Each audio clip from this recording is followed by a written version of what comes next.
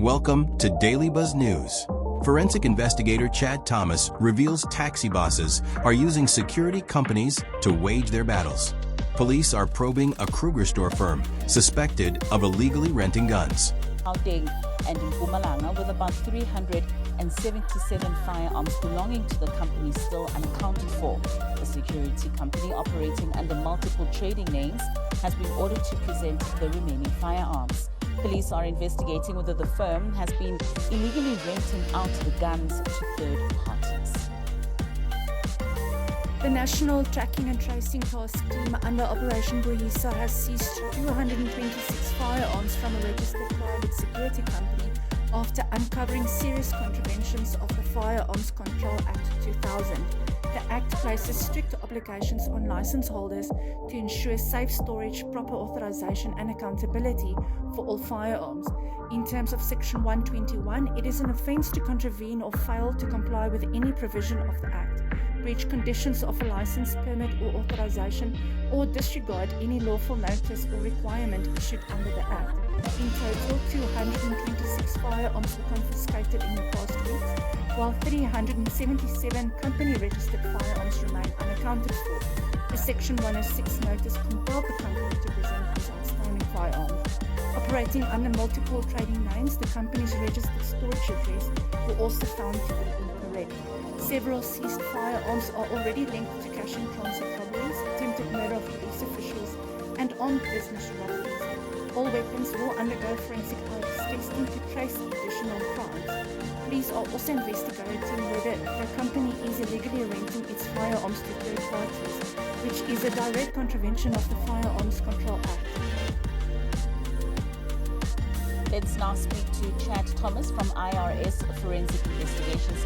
Chad, a very good morning to you. Thank you so much for joining us today. So, over 300 firearms are still unaccounted for that belong to this security company.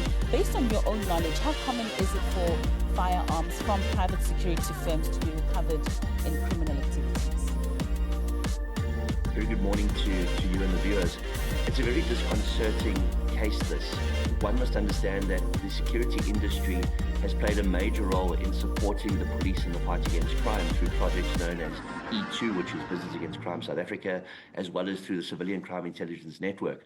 And the majority of security companies out there are doing a very good job in their support of police officers as force multipliers.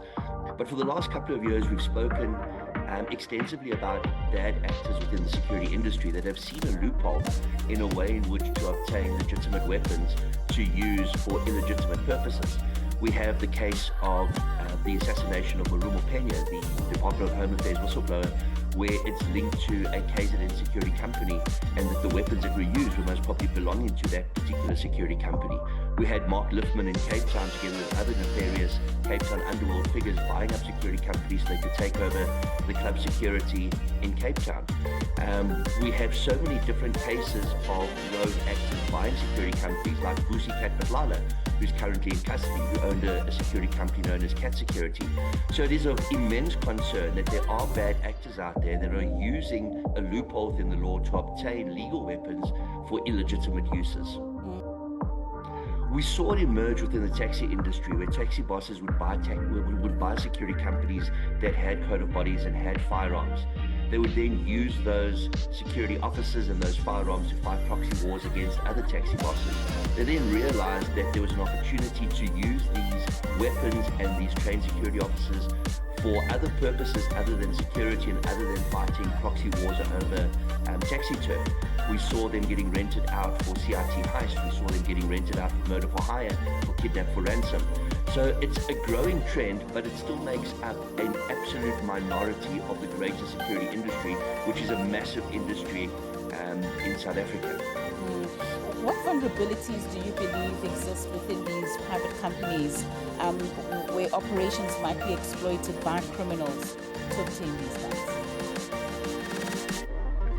Look, it's a concern, because if you have a registered security company and you have members driving in vehicles that are pulled over by the police, and the police find that these are in fact registered vehicles to security company, registered weapons to security company, that these people are in fact security officers, they're going to think that they perhaps are attending duties to escort valuable cargo, or they're on their way to site, whatever the case may be, and perhaps ignore that these could actually be criminals that have disguised themselves legitimately as security officers using registered security firearms. And the renting out of firearms has become an extremely prolific problem in South Africa. We saw a few years ago that there were certain police members, one in Alex, for example, that was arrested for renting out weapons to members involved in CIT heists. We saw weapons from Nord Police Station landing up, being sold that were in the SAP-13 storage facility. We saw a colonel in Vereeniging that was meant to be in charge of the destruction of weapons, selling weapons to the Cape underworld. So criminals will find any way in which to manipulate the system to obtain access to illegal weapons. And it's very interesting that the minister that's on special leave for police, Senzo Mchunu, actually wanted to change legislation earlier this year, specifically in respect to what we now see, the illicit use of firearms that are meant to be used legitimately by security companies. So in him changing that law, or how would it assist in terms of these firearms not finding themselves in the hands of criminals?